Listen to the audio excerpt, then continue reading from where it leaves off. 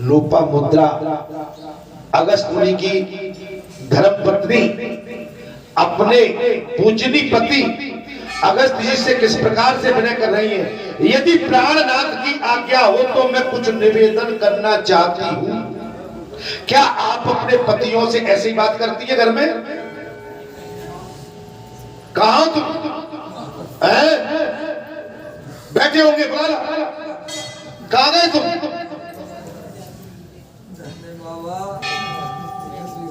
पति से किस प्रकार बताना कर रही है। लोपामुद्रा पत्नी अपने पति अगस्त मुनि से बोली, यदि प्राणनाथ की आज्ञा हो तो मैं कुछ निवेदन करना चाहती हूँ, क्योंकि पति की आज्ञा के बिना जो स्त्री बोलती है वो अपने धर्म से गिर जाती है।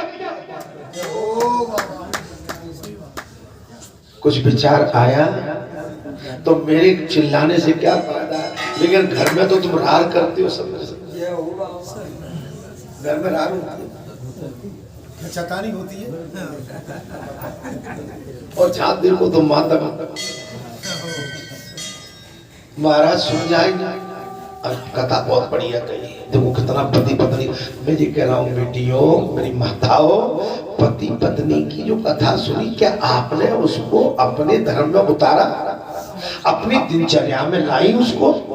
क्या आज के बाद आप अपने पति से ये कहेंगी जब बाजार जा रहे हैं, बोले हे प्राणनाथ, अपने पति से ये कहना, कैसे कहना, हे प्राणनाथ तुम मार्केट जा रहे हो तो मैं कुछ प्रार्थना करना चाहती हूँ।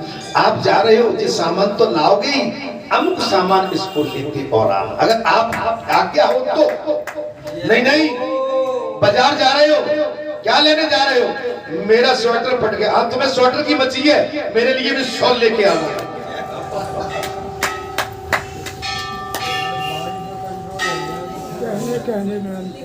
कहने के लिए आप माने बोलने से पहले सोच लो कि हम अपने पति के साथ किस तरह का व्यवहार कर रहे हैं। हमारे अंदर अगर बोलने का, अगर हमारे अंदर दया नहीं है और नरमाई नहीं है तो निश्चित हम उसी वाणी को ऐसे भी कह सकते हैं, विनम्रता के साथ।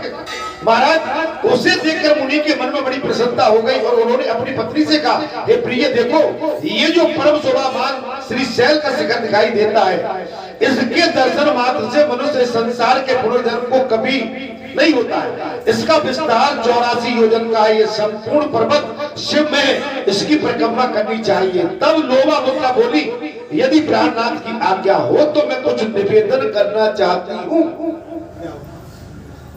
बल्लू भैया, निवेदन शब्द सुनाएगा? बल्लू भैया तुम का हम बूढ़े हैं मेरे भैया। जी सरकार का निवेदन सुनाएगा?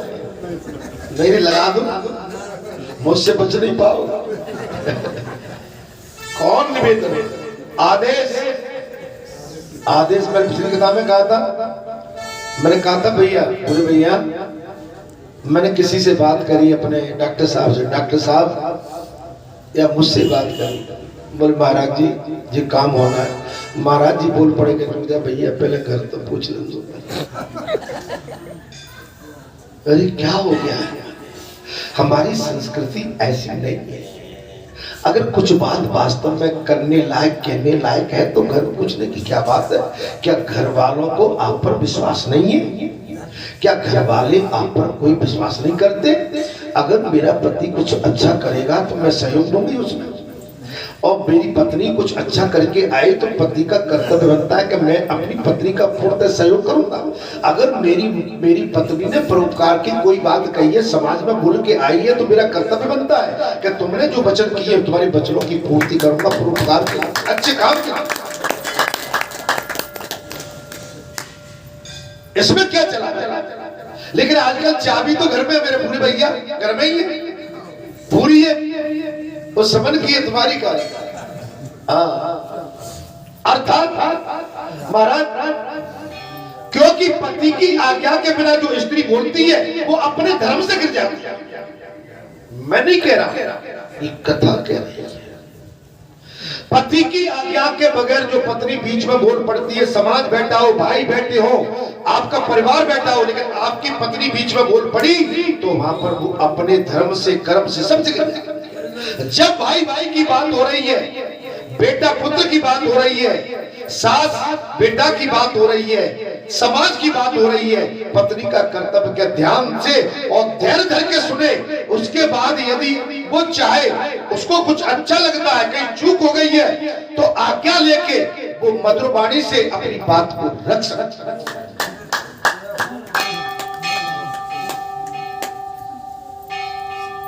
इसलिए तब अगस्त मुनि ने कहा, हे देवी तुम क्या कहना चाहती हो?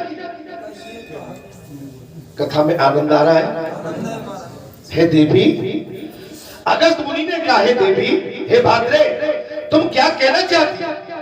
कहो, तुम्हारे जैसी साध्वी स्त्रियों का वचन पति के लिए खेदजनक नहीं है। तुम जैसी पतिव्रता नारी का वचन कहना ये खेदजनक बात नहीं है। तुम जैसी पतिव्रता नारी अगर कोई बात सोच समझ के करोगी तो अच्छा ही करो। जैसे किसी जानन हारी, मन मुदरी मुरे ममत उतारी। भगवान जिस समय वनवास के उसमें थे, पड़ाव में, गंगा पार केवट ने कर दिया और माता भगवान ने माता जानकी की तरफ देखा। देख के माता जानकी समझ गई कि मेरा पति इशारा कर रहे हैं कि इसकी कुछ मजदूरी तो दे दो।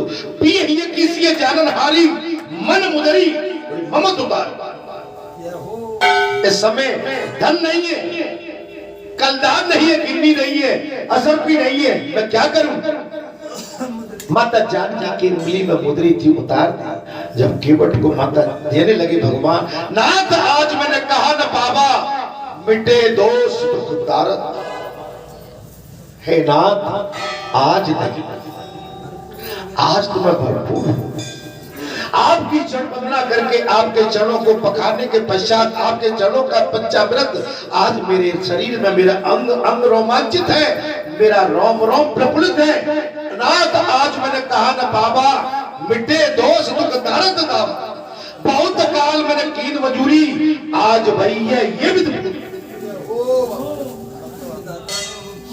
मैंने मजदूरी कर करके थक गया, आज मेरी मजदूरी पूरी हो गई। और कहने लगे, प्रति बार मोहि जो देऊ, सो प्रताप प्रसाद मैं सिर धर लिया।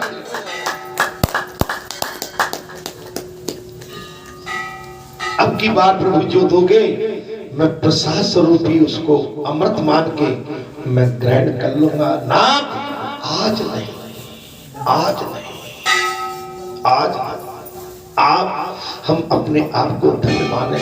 बालाजी धाम ग्राम बरेठा में परमात्मा के चरणों में हम इस समय आनंद की अनुभूति प्राप्त कर रहे हैं। आज नाथ हमने क्या न पावा, मिटे दोष दारद, सब कुछ करता है। आपने ऐसी अलग ज्योति जलाई है कि आपके प्रकाश के महामंडल से इस संसारी रूपी अंधकार हमारे अंदर से खत्म हो गया, खत्म। आज हम प्रकाशमान हैं। आज हम जिधर देखते हैं सारे जगत में तू ही, जहां भी हम दृष्टि डालते हैं प्रभु तुम ही तुम। अगस्त जी ने कहा, देवी तुम क्या कहना चाहती है? तब तुम्हारे जैसी साध्वी स्त्रियों का वचन पति के लिए खेदजनक नहीं है। देवी तुम क्या कहना चाहती है? आजकल के पति कहते हैं ना आपसे, देवी कभी कहा है जी? नहीं कहा गई तेरी मैयो? मन इतना बड़ा भजन पटक दी, बेचारे कहीं सुनती रही होगी तो कान बहरे हो गए जी। क्या कलेश है, पति का सम्मान न कर। पति देवता है, पति परमात्मा है, पति ईश्वर है। 7 भामन लेके आपने अग्नि के 7 फेरे लेके वचनबद्धता जिस पति के साथ की थी, क्या आप उन बातों को भूल गए? क्या भूल गए? अगर भूल गए तो बहुत बड़ी गलती है तुम्हारी। याद करो, पति परमात्मा, तदंतर मुनि को प्रणाम करके देवी लोपामुद्रा ने विनय पूर्वक कहा, फिर विनय पूर्वक कहा, बड़ी विनम्रता के साथ, हे महर्षि। देवी बोली, हे महर्षि, हे महर्षि, श्री शैल का दर्शन करने के मनुष्य का पुनर्जन्म नहीं होता। यदि ये बात सत्य है तो आप काशी की अभिलाषा क्यों करते?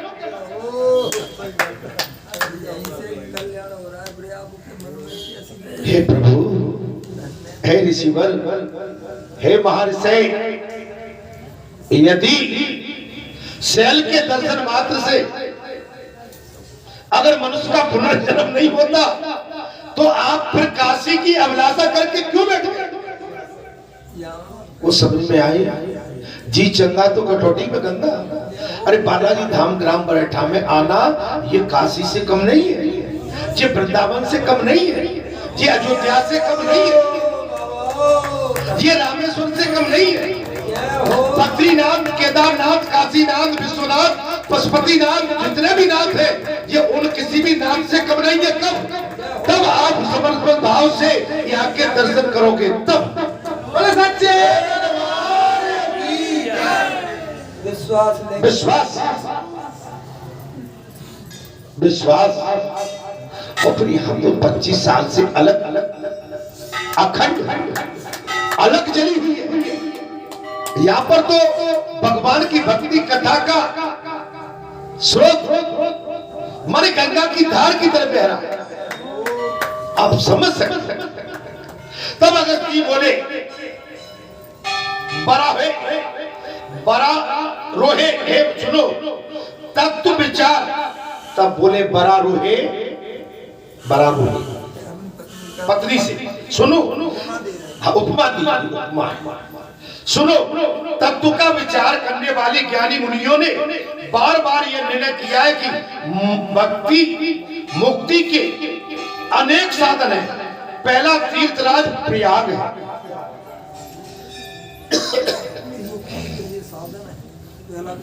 ऋषियों ने मंथन किया है। बोले प्रिय, पहला तीर्थ प्रयाग है जो सर्वत्र विख्यात है। पहला तीर्थ प्रयागराज है जो सर्वत्र विख्यात है।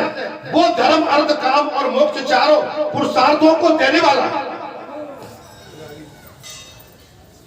अगस्त मुनि बोले अपनी धर्मपत्नी लोपामुद्रा से, बोले वो धर्म, अर्थ, काम और मोक्ष चारों पुरुषार्थों को देने वाला है।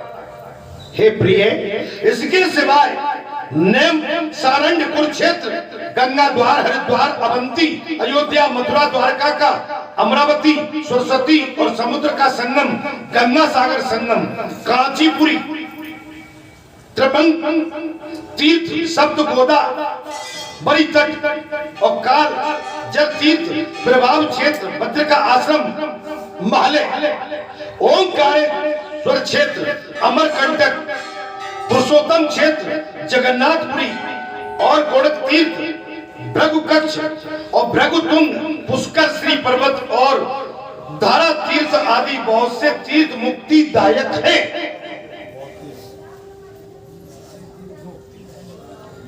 व्याख्या करते अगस्त्य ने कहा, हे भाद्रे, ये विभिन्न तीर्थों का नाम मैंने तुम्हारे सामने अलंकृत किया है, बखान किया है।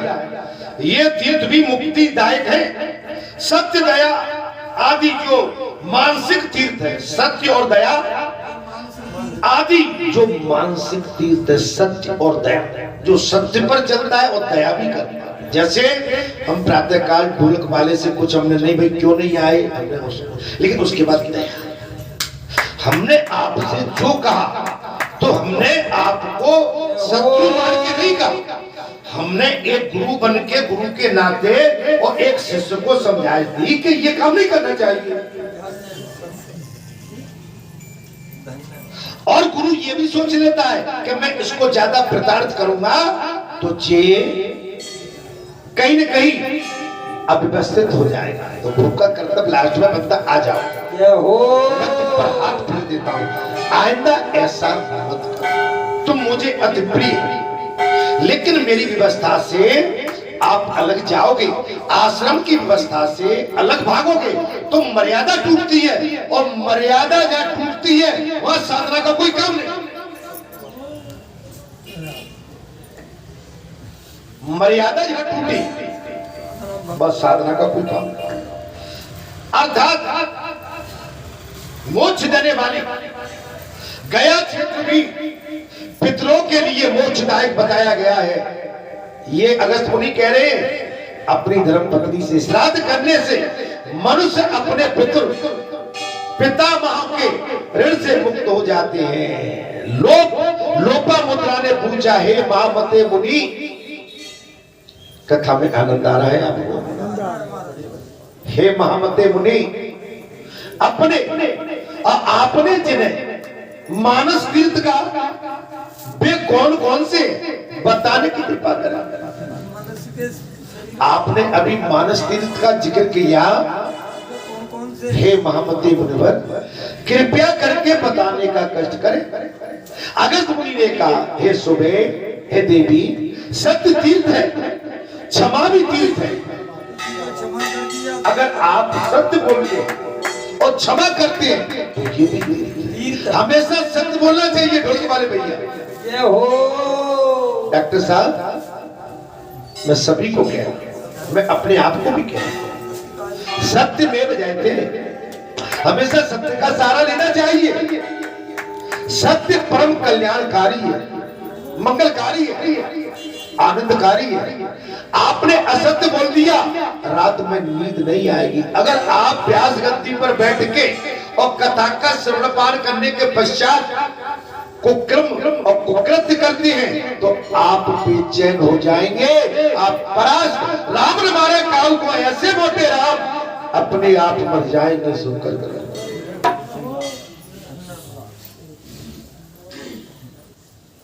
किसी ने कहा है मेरे दोस्तों, किसी ने कहा है मेरे दोस्तों, बुरा मत सुनो, बुरा मत देखो, बुरा मत कहो, बुरा मत सुनो, बुरा मत सुनो, बुरा मत देखो।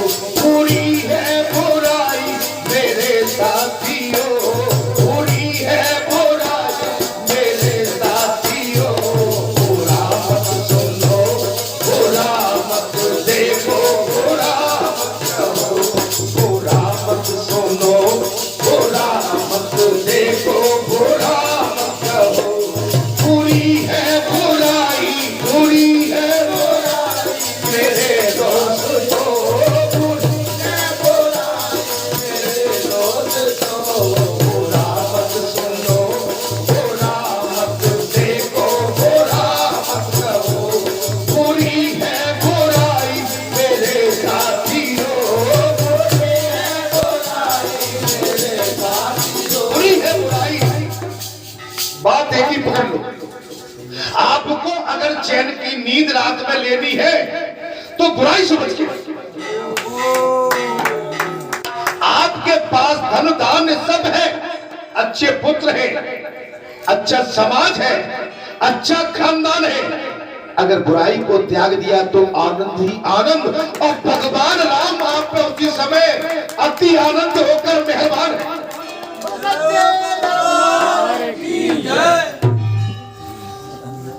धन धान्य आने के बाद आप विनम्र हो जाओ, अपनी नजरें झुका लो, खुद झुक जाओ, खुद धरती पे आ जाओ, पृथ्वी माता पर बैठ जाओ, तब आनंद आएगा। सिंहासन आसन की कुछ कहीं आपने तृष्णा की तो मारे जाओ, बच नहीं सकते। आम जीवन के रहिए, आप कितने बड़े हो जाओ लेकिन आम जीवन के रहो।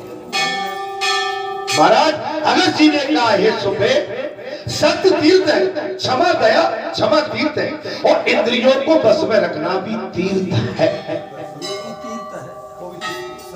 इतने की साड़ी, उस शादी में जे गहने, जे वस्त्र, मुझे जे चाहिए मुझे कोठी चाहिए, कार चाहिए। अगर प्रभु ने आप पर कृपा की है, दया करी है, तो बिल्कुल बात है, जब आप पर व्यवस्था हो जाए तो निश्चित होना चाहिए। लेकिन अगर व्यवस्था नहीं है तो कैसे आएगी, कहां से चाहिए? ये हो आप बैंक से लेंगे, बैंक का कर्जा रहेगा। आप किसी साहूकार से लेंगे, उसका कर्जा हो जाएगा। आपकी आमदनी कम है, उसका पैन कैसे उठा पाके और उसको पटाओगे कैसे? दायरे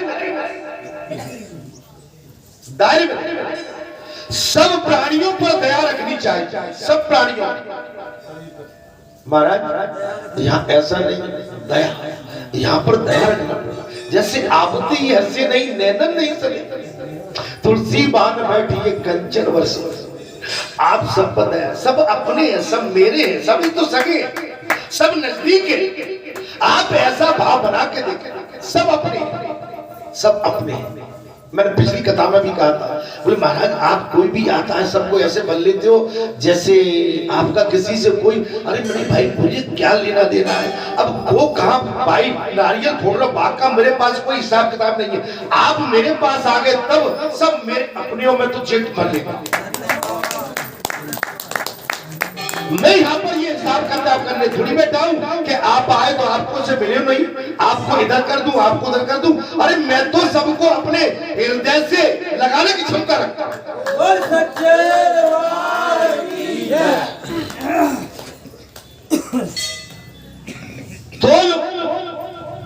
तोल मोल के मोल मत करो।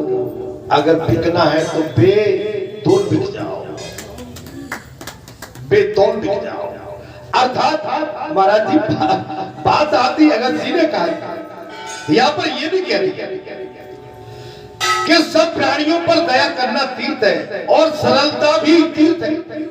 आप धीरे बोले, सरल होके आप सरल होके उसी बात को सरल होके कह सकते हो, उसी को नाराजगी से कहते हैं। दान दम मन का संयम तथा संतोष ये भी तीर्थ कहे गए हैं। ब्रह्मचर्य का पालन करना उत्तम तीर्थ है। अब तो समझ में आ गया, ब्रह्मचर्य का पालन करना उत्तम ब्रह्मचर्य का पालन। आपको ब्रह्मचर्य का पालन आसानी से नहीं हो जाएगा, बड़ी मुसीबत आती है इसमें। इसलिए बच्चों आप अगर चल गए उस पर तो ब्रह्मचर्य, मैंने अभी कहा 45 दिन का, इस समय पूरा माह आधा फागुन ब्रह्मचर्य का अगर जो संसारी जीव है तो 45 दिन का आप ब्रह्मचर्य का मुहूर्त निकाल के और आप उसको पालन करिए। आप 10 घंटे 15 घंटे 20 घंटे ऐसे नहीं बैठ पाते हैं, आप बोल ऐसे नहीं पाते। एनर्जी होती है, परमात्मा का प्रकाश होता है, साधना होती है। आपके अंदर शक्ति नहीं होगी, एनर्जी नहीं होगी तो आप कहां से बोल पाएंगे, कहां चल पाएंगे, कैसे बैठ पाएंगे, कैसे अपनी बात इस भक्तों के सामने रख पाएंगे।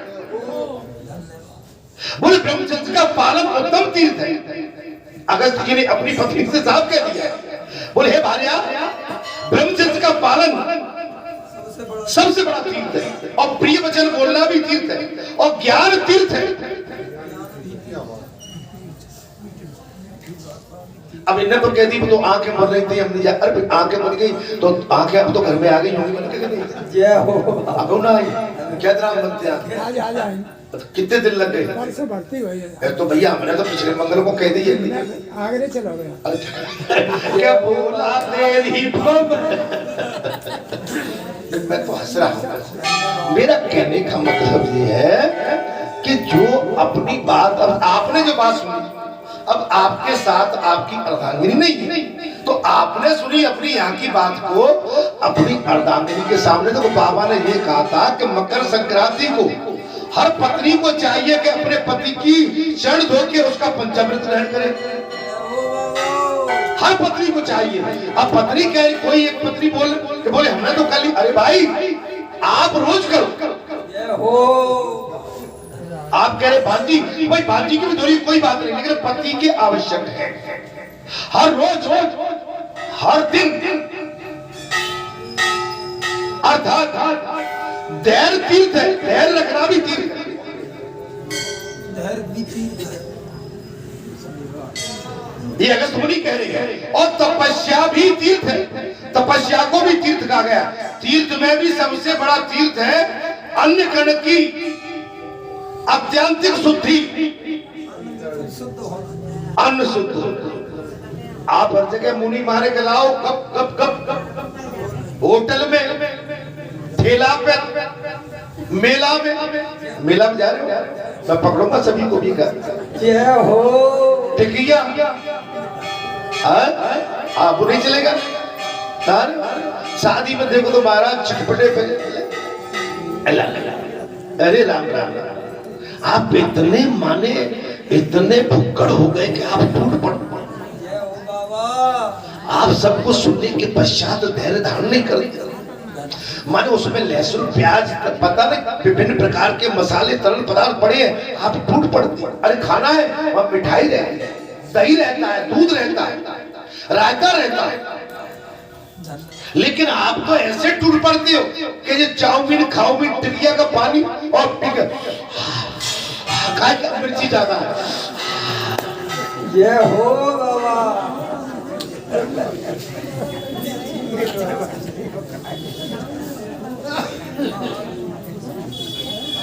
आपने तो मिर्ची खा ली और पानी पी लिया और परेशानी कितनी खड़ी हो जाती है।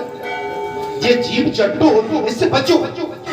आप जितना बच के रहेंगे स्वाद से, संसारी स्वाद से जितना बच के रहेंगे उतना आप शुद्ध रहेंगे। पानी में शरीर को डुबा लेना ही स्नान नहीं कहलाता। जिसने दम तीर्थ में स्नान किया है, मन और इंद्रियों को संयम में रखा है, उसी ने वास्तविक स्नान किया है। गंगा जी में नहाने गए, डूब नहीं आए, ठंड लग रही है, ऐसा नहीं हो जाए। अरे सीताराम सीताराम, हर हर गंगे हर हर गंगे हर हर गंगे, ओम नमः शिवाय, ओम जो भी आप, ओम नमो भगवते वासुदेवाय नमः, श्री गुरु गोविंद हरे मुरारी हे नाथ नारायण वासुदेवा, ओम नमः शिवाय, ओम नमः शिवाय, हर हर गंगे नमः शिवाय, नमः शिवाय, ओम नमः शिवाय, हर हर महादेव, हर हर महादेव, ओम नमो नारायण भगवते वासुदेवाय नमः। जय जय जय हनुमान गोसाई कृपा करो गुरुदेव कराए, ओम नमो नारायण भगवते वासुदेवाय नमः। हर हर गंगे हर हर गंगे हर हर गंगे हर हर गंगे हर हर गंगे हर हर गंगे हर हर गंगे। स्नान करें।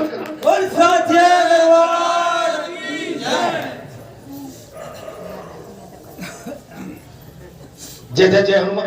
आप अपना जो भी रामाय नमः, रामाय नमः, रामाय नमः, रामाय नमः, श्री कृष्णाय नमः, श्री कृष्णाय नमः, श्री कृष्णाय नमः, श्री गणेशाय नमः, श्री गणेशाय नमः, ओम नमो नारायण भगवते वासुदेवाय नमः। विद्याधीशं श्रीगणनाथं मूषकयानं गौरीतनयं वन्दे देवं सिंधुवदनं मंगलरूपं भक्तादीनं। येषां विद्या तपोदानं ज्ञानं शीलं गुरुर् धर्मातिव्रतलोके भूमिभारभूता। हर हर महादेव, हर हर महादेव, ओम हर हर गंगे हर हर गंगे हर हर। तब तो स्नान है। हो माँ भगवती अम्बे रानी जगत जननी आदि शक्ति हे महारानी, हे नमो नारायणी नमस्ते नमस्ते नमस्ते नमस्ते, नमो नमः नमो नारायणी नमस्ते। माँ दुर्गाय नमः, माँ दुर्गाय नमः, वैष्णवाय नमः, चंडीमाय नमः, काली माँ नमः, ओम अष्ट सिद्धियो नमो नारायणी नमो नमः। हर हर महादेव। स्नान में तब आना आप जल्दी कपड़ा दे, कपड़ा कहाँ धरे, कपड़ा कहाँ।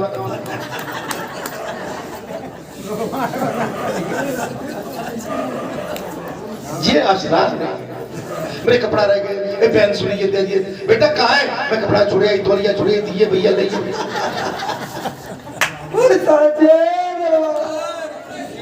हम स्नान करने में भी संसार को समेटे बैठे बैठे।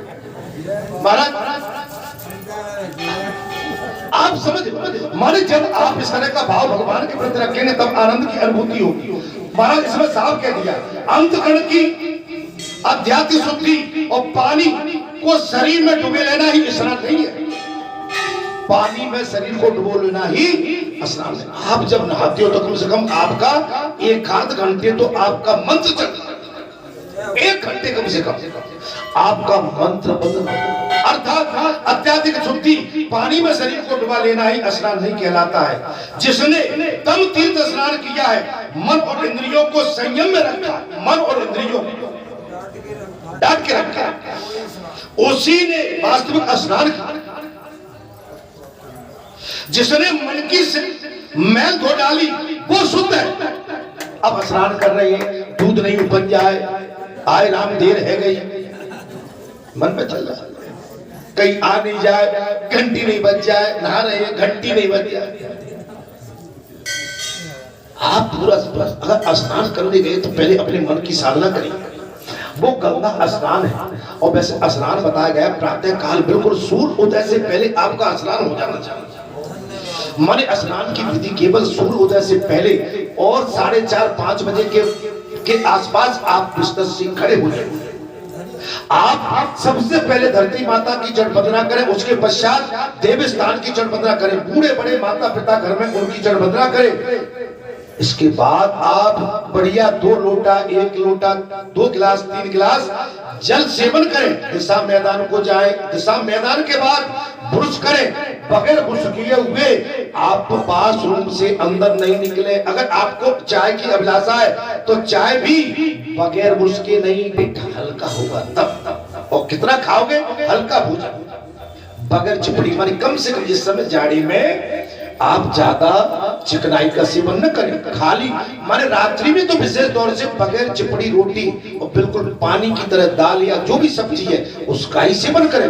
पूरी पराठा हलवा इस पर अपनी जीभ को नहीं ललचाएं। अगर पेलोगे तो धरी रह जाएगी छाती पे। और इस समय बस्ट हो रहे हैं, कहीं आपको मालूम है ब्रेन हेमरेज हो रहे हैं, हार्ट बस्ट हो रहे हैं, आप बचिए। आप गुनगुना पानी पीजिए, रात को 2 गिलास पानी गुनगुना, आप बढ़िया 2 गिलास 3 गिलास। आप रात में अगर टॉयलेट जाते हैं तो 1 गिलास गुनगुना बोतल भर के धर लो, आप फिर पानी पी के सोना। आप ये समय जाड़े में पानी कम कर देते हैं, और जाड़े में पानी कम करना ही नहीं चाहिए। जाड़े में भी कम से कम 3.5 लीटर पानी पीना चाहिए, कम से कम।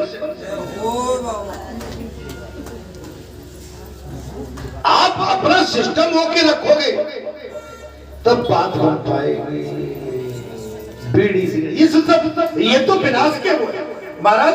अब इसमें बात आती है महाराज, जिसने दम तीर्थ स्नान किया है, मन और इंद्रियों का संयम रखा है, उसी ने वास्तविक स्नान किया है। यहाँ पर अगस्त मुनि ने कहा है, देवी जिसने मन की मैल धो डाली वही शुद्ध है।